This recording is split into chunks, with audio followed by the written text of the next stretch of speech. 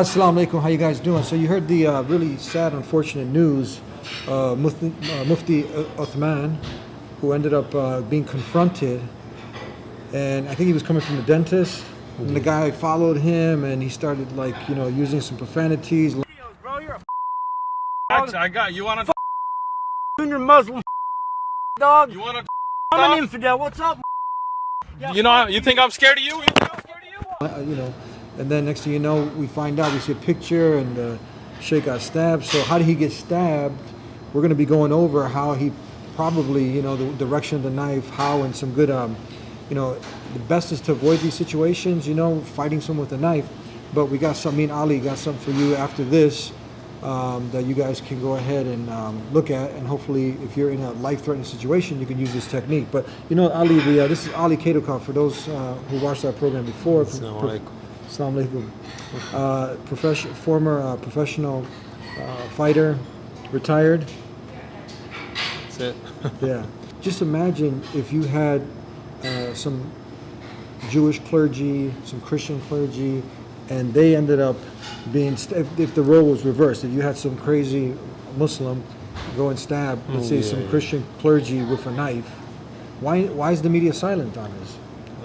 It's the same way silent with what's going on in Syria and Sudan and all other countries, I have no idea. The way they represent the Ukraine and stuff like this, yeah, we said for that, any war is bad, but you have to be equal to everyone. If the Christian will be stabbed like this, it's probably going to be all over the news. But now the Shaykh, Uthman get stabbed, and I didn't even know that. I know that from you, because it's nowhere. Yeah, it's crazy, right? Yeah. Yeah, so, you mentioned Ukraine. Obviously, it's really sad anytime these events happen, war, oppression, all these things. But it's, the double standards, the hypocrisy is just mind-blowing. Exactly.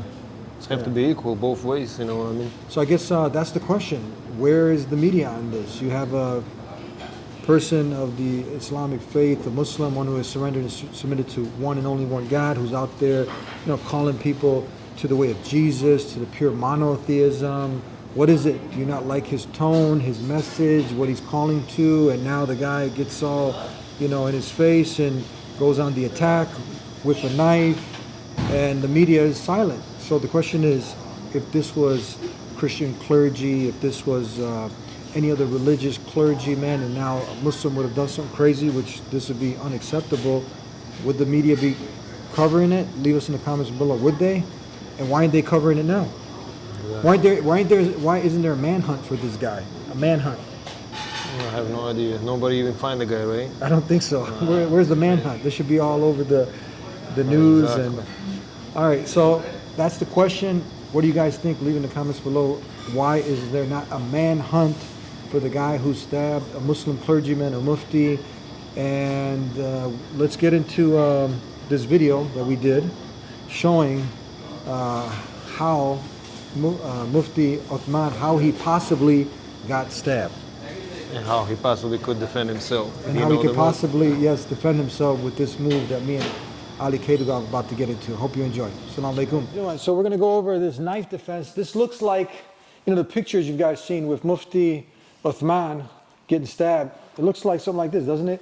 So we're going to go ahead and just a quick disclaimer. This is very important. When I teach any kind of weapons, disarmament, defense, it's really a bad idea to engage with someone who has a weapon, who has a knife. The best thing is to avoid these situations at all costs, to run off. But if you're trying to survive and you're cornered and now you got nowhere else to go and somebody's got a knife, then there's some things that we can do. Now, from here, there's a few things. I'm going to try to anticipate what the person's going to do.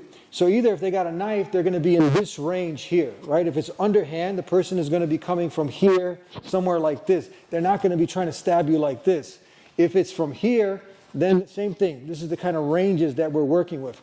Now, as many of you have seen Mufti Uthman's bandage or whatever he was pointing to, it seemed like he was stabbed from the bottom, right? So it's safe to assume that the person who attacked him had the knife coming from the downward angle. So let's go ahead and work a knife defense. If you're trapped, you're trying to survive, again, it's a bad idea to go up against someone with a knife, best to get out. But there's some things that we can do. So assuming that it's coming from the bottom, it's going to be this grip. So we got Ali Kadokov, retired professional fighter here with us. He's going to go ahead and go underhand.